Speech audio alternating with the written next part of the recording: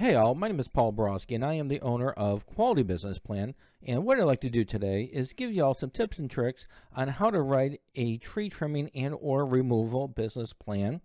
So the way that I got the video set up is I'm going to go ahead and first introduce myself, give you all a little bit of background about myself, then give you all some tips and tricks on how to write your company summary section of the business plan, as well as to show you all how to construct a basic profit and loss model that may be used in operations for your tree trimming and or tree removal business, as well as a foundation for expanding upon to create your pro forma financial projections. And then finally, after that, we'll sum it up and wrap it up. All right, so without further ado, let's zip through this little PowerPoint presentation I have designed for your viewing and listening pleasure. All right, so first and foremost, a little bit about me. I am a professional writer, specifically a business plan writer. So if you would love to go ahead and avoid all the fun and excitement of writing your own tree trimming and or tree removal business plan, please pick up the phone, give me a call, send me a text, send me an email. I'd be delighted to go ahead and write that business plan for you. Also, I am an author and I have several books published on Amazon in relations to financial projections as well as business plan writing. So if you are you just need a little bit of a little bit of push to get you up over the edge, you almost have your business plan written. You're just about done with your financial model for your projections, but you're just having a little bit of struggles. Those books might be able to, they might just be what the doctor ordered and put you over the edge. And then finally, education background for myself. I am an adjunct professor and subject matter expert for both business and finance. So if you've got your business plan all wrapped up and it's nice and tight and it's looking all pretty, but you still need some help with those pesky numbers, please feel free to give me a call, send me a text, send me an email. Be delighted to help with your pro forma financial projections. All right, enough of the infomercial. Let's talk about your tree trimming company. And some tips and tricks when you're writing your company description section. So when you're writing your company description section for your tree trimming company or tree removal, a lot of the business plans that I've seen in this industry, they do a real good job describing what are the services they provide, what kind of trees they trim, whether it be palm trees or oak trees or whatever. And they also do a good job with discussing how they're going to go about removing a tree if need be. They just put some really good details in there for the services section. However, what I have found in this industry for a lot of competitors is they lack an adequate discussion about the location of the organization. And what I mean by the location, it doesn't just mean by the address, stating the address, but make sure to describe your location. Is it in a warehouse? Is it a standalone facility? So make sure to provide some details about that. Also, make sure to expand upon your service area. If you're going to be doing tree trimming services, 30-mile radius of Orlando, Florida, well, then make sure to state that. And also, or if you're going to be doing cities, you might be doing cities such as Orlando, Tampa, Daytona Beach. You might have a broad range and you might be able to travel. So make sure if you're not going to use a radius, then make sure to do cities or even counties is a popular method. Also, finally, in this section for location, are there exceptions to your rule? If you have a big job that's been offered in Miami, will your crew travel down to Miami or up to Jacksonville? Or, if you're in the Los Angeles area, will you be traveling?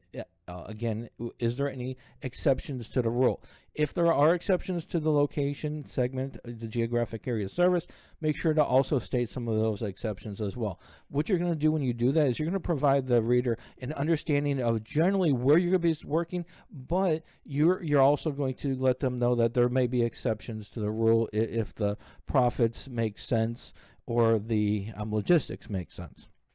And then finally, for this section, for the company description section, what I like to do when I write this type of a business plan is to put a couple of statistics that I've found, whether it be industry statistics or revenue growth statistics related to the tree trimming and tree removal industry. So for example, in the tree trimming industry, that industry right now is about a $25.4 billion industry with revenues growing annually at 2.6%.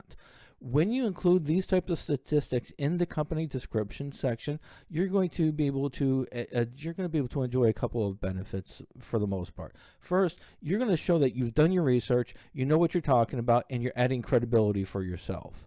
Next, when you include these statistics in your business plan, you're adding credibility to the document. You're saying, well, this is a fact and this person said it. This is also a fact and this person said it. When a reader continually sees facts saying this is true, this is true, this is true, then your document's going to have credibility. And then when they get to the financial projections section, they may assume that, well, you know what, since all these other things have been researched and these are true, then these numbers should be accurate based on the perspective of the business owner. So you're adding credibility for yourself and you're adding credibility for your document. So make sure to pepper in some of those statistics.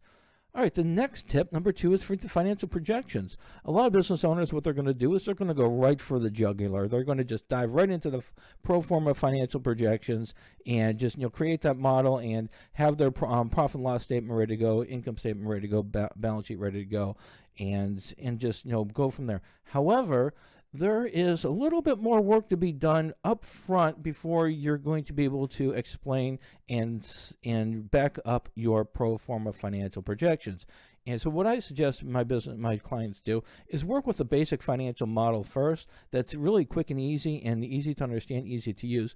Once you have your numbers worked out, the number of customers serviced on a daily basis, average sales price, variable cost, fixed cost, and then you understand based on this information ballpark what your projections are going to be on a monthly basis, you can then take that information and put it into a customized financial model for the pro formas, or you can expand upon that little document, that little spreadsheet, and build your own pro forma financial projections.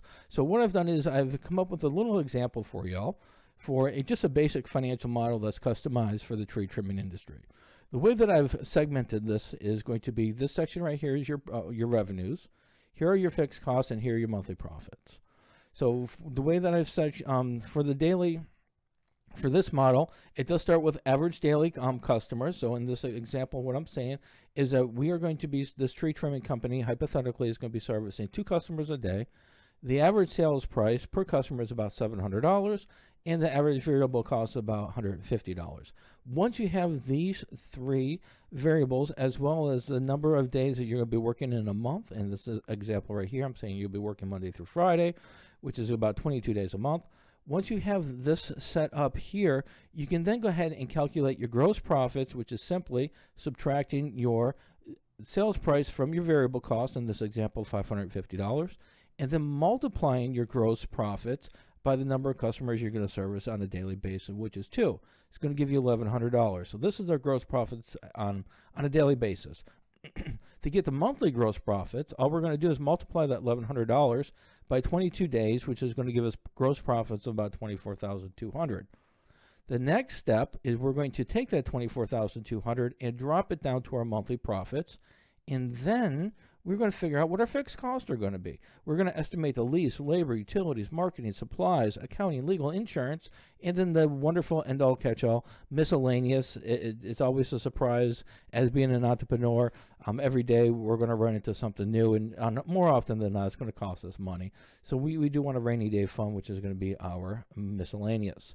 Once we identify our fixed costs, add them up. Is this example, $17,050, and then we're going to drop it right down here in their segment 3, which is monthly profits.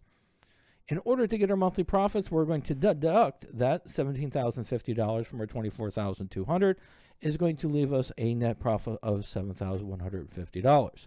So once we have this model, we now have a little bit more work to do, because we might not be satisfied with that $7,150 as a net profit target. We might want to have $10,000.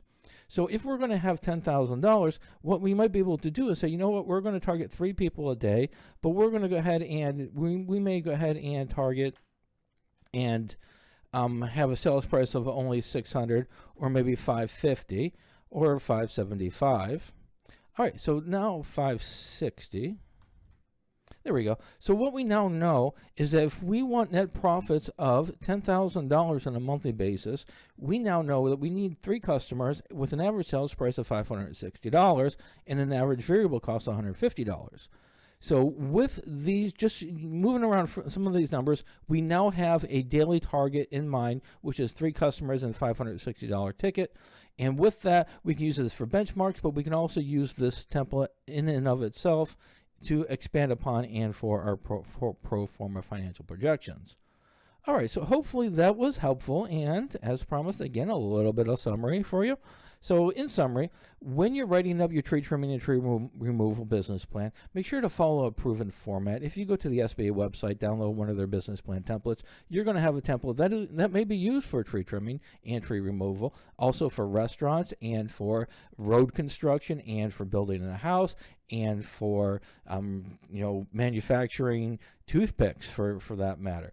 It's going to be a general template, and you might spend a little bit more time trying to figure out what you need, what you don't need, as compared to just starting from scratch or using a customized business plan template to get you over the edge. Next, keep the start of the show as the business. All too often, I get a business plan, I get a client, and they want me to go ahead and review their tree trimming business plan. And when I read it, I've got so much great information about the owner. I know where they grew up and what they do and how they did it and how they came about working in trees and removing trees and trimming trees. However, what I don't know is what the business actually does, where it's located, and the target market it's served. So when you're writing up your business plan, make sure to keep the start of the show as a business as compared to yourself. And then finally, if you need a little bit of help with your writing your business plan or your pro forma financial projections, don't hesitate to give me a call, send me a text, send me an email. I'll be delighted to help. If you do want some information, some more information on tree trimming, just visit my website, qualitybusinessplan.com/how to write a tree trimming business plan. If you do want to go ahead and write your own business plan for your tree trimming company, I do offer templates for sale that are customized to the industry. All you have to do is go to my website, qualitybusinessplan.com/tree trimming and removal business plan template. All right, so hopefully this video was helpful. If you'd like to give me a thumbs up on YouTube, and as always, have a great day. Thank you.